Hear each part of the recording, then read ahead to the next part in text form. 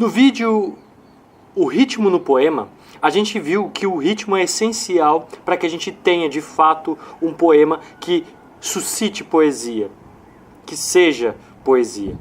Continuando a leitura de O Arco e a Lira, do Otávio Paz, ele continua nessa reflexão sobre o ritmo e também insere duas variáveis, o verso e a métrica. Ele já começa o capítulo com a seguinte frase: o ritmo não é apenas o elemento mais antigo e permanente da linguagem, como é possível que seja anterior à própria fala. Em certo sentido, pode-se dizer que a linguagem nasce do ritmo. E essa coisa da linguagem poder nascer do ritmo me lembrou de um livro que eu li chamado Don't Sleep, There Are Snakes, Life and Language in the Amazonian Jungle. É isso? Isso. Don't Sleep, There Are Snakes, Life and Language in the Amazonian Jungle. Nesse livro, o Daniel Everett, que é um antropólogo e linguista, explica todo o processo, conta toda a história de desde quando ele chegou na tribo dos Pirahãs, como ele aprendeu a língua e aí depois várias circunstâncias culturais que se sucederam após ele ter aprendido a língua dos Pirahãs. Ele chega como missionário, tentando catequizar todos os índios Pirahãs para o cristianismo. Ele é americano e veio através de uma missão cristã. Só que o que acontece? Quando ele começa a aprender a língua Pirahã, ele descobre que a língua não tem não tem passado nem futuro, só tem presente. Ele não consegue falar numerais, cores, não tem nada muito estabelecido para que ele consiga dizer, por exemplo, 12 apóstolos e contar histórias que aconteceram mais de 2000 anos atrás. Bom, para vocês entenderem como termina o estudo, precisa ler o livro, não vou ficar aqui falando. Mas o que é interessante é que essa língua dos Pirahãs é de 3 vogais, 7 consoantes e 3 tons. Tons, para quem não sabe, é formas diferentes de se falar uma mesma sílaba. Por exemplo, o mandarim chinês possui alguns tons. A língua portuguesa não tem tom. Mas, por exemplo, o acento agudo, se a gente for pensar que o acento agudo pudesse ser um tom, a gente poderia ter a palavra sábia, sabia e sabiá. Ou seja, sábia, a pessoa que sabe muita coisa, sabia, eu sabia, né, verbo do passado, e sabiá, o pássaro. São 3 distinções com tons diferentes. Claro que aqui a gente está dando um tom de exemplo, mas basicamente linguagens tonais possuem algumas características por exemplo, no chinês tem ma, e ma, né? São vários tons diferentes de falar a mesma palavra que podem ter significados diferentes. Mas nessa combinação, o mais legal, essa língua consegue se comunicar através de assobio, música ou zumbido, assim, com a letra M, sabe? Fazer eles conseguem se conversar, assim. Não é código, né? Porque algumas pessoas podem ter um código, por exemplo, na floresta durante a caça, em que 2 assobios curtos querem dizer uma coisa, 2 assobios longos querem dizer outra, um assobio curto e um longo quer dizer outra coisa. Não é um código, não é uma coisa que se traduz em outra coisa. É a própria linguagem falada de forma de assobio. Por causa da marcação tonal, eles conseguem fazer isso. Ou seja, é uma língua que é extremamente ligada ao ritmo.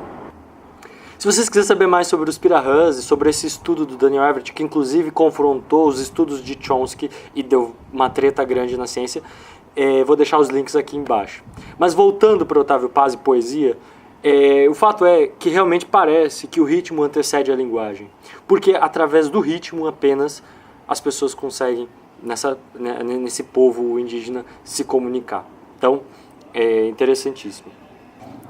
Bom, mas aí a gente entra na questão. Já falamos sobre o ritmo, descobrimos que o ritmo precede a linguagem, que o ritmo é importante para que tenha poema, que ele conecta a gente com o primitivo, com o mito e etc, porque é o que o Otávio defende. Mas ainda a gente quero voltar nesse mito no futuro. Beleza, vimos isso. Mas o que o verso e logicamente a métrica, que está extremamente ligada ao verso, tem a ver com o ritmo. Aí o Otávio Paz fala: afirmar que o ritmo seja núcleo do poema não quer dizer que seja um conjunto de metros. O ritmo é inseparável da frase. Não é feita de palavras soltas e nem é só medida ou quantidade silábica, acentos e pausas. É imagem e sentido. Ou seja, o ritmo não é composto sozinho, ele também é imagem e sentido. Tá? Ritmo, imagem e sentido se dão simultaneamente numa unidade indivisível e compacta na frase poética, o verso. Agora, em si mesmo, o metro é medida despida de sentido. Quer dizer, eu tenho 12 sílabas poéticas e posso dizer alguma coisa sem sentido naquelas 12 sílabas poéticas. O metro é medida que tende a separar-se da linguagem. Por quê? Porque eu tenho só um número lá e a linguagem não tem nada a ver com isso. Tem um número de sílabas poéticas que através de uma regra, eu conto. Então não tem nada a ver com a linguagem. O ritmo jamais se separa da própria fala, porque é a própria fala. E aí, para comprovar que o ritmo não é que o metro não é determinante no metro, ele pega dois poetas de língua espanhola, Francisco de Quevedo e Luís de Góngora. E agora eu vou fazer um exercício. Então vocês que estão aí em casa vão fechar os olhos. Vocês aí de casa vão fechar os olhos e eu vou ler um verso de 11 sílabas poéticas de Góngora e um verso de 11 sílabas poéticas de Quevedo, em espanhol. Não tem problema se não entender espanhol, preste atenção no som como música, não como letra. Não tenta entender a letra, pega o som, tá? E aí a gente vai começar a ver a diferença. Ó, Góngora agora. Árbol de cuyos ramos fortunados. Um verso, 11 sílabas poéticas. Agora Quevedo. Era seu nome ao nariz pegado. De novo. Árbol de cuyos ramos fortunados. O outro. Era-se o nome de um nariz pegado. Notaram que um é muito mais rápido do que o outro? Agora eu vou ler um estrofe inteiro. A poesia toda é um soneto. Eu vou deixar os sonetos inteiros aqui embaixo. Mas eu vou ler só o primeiro estrofe. Primeiro Góngora. Árbol de cuyos ramos fortunados las nobles moras son quinas reales, tenidas en la sangre de leales capitanes, no amantes desdichados. Agora Quevedo.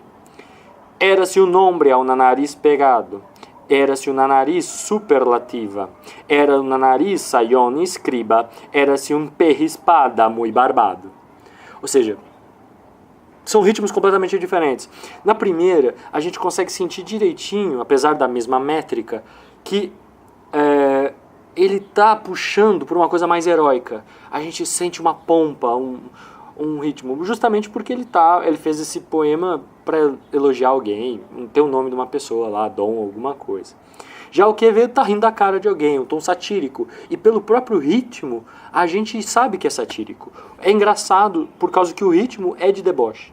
Já é diferente do Góngora, que tem essa coisa mais heróica, essa coisa do grande, né? Árvores cujos ramos fortunos, né? Tem uma coisa mais, né, de pompa.